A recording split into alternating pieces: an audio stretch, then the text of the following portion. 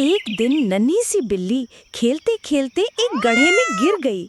सब जानवर डर के मारे दूर खड़े हो गए, मगर एक बहादुर खरगोश आगे बढ़ा और मोहब्बत से बिल्ली को बचा लिया।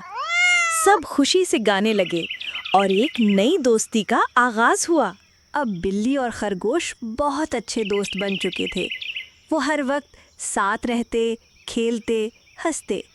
फिर एक दिन खरगोश एक दरार में फंस गया। इस बार नन्ही बिल्ली ने हिम्मत की और अपने दोस्त को बचाकर दोस्ती का हक अदा कर दिया। अब वो सिर्फ दोस्त नहीं, एक बेहतरीन टीम बन चुके थे। एक दिन उन्होंने देखा एक छोटा परिंदा घोंसले से गिर गया। खरगोश और बिल्ली ने मिलकर परिंदे को वापस उसके घोंसले तक पहुंचाया। माँ चिड़िया ने चहककर शुक्रिया अदा किया और सब जानवरों ने खुशी से ताली बजाई। इस कहानी से हमें ये सबक मिलता है कि हमारे छोटे छोटे काम बड़ा असर रखते हैं। दोस्ती, हमदर्दी और मदद, यही है नन्हे हीरोज की पहचान।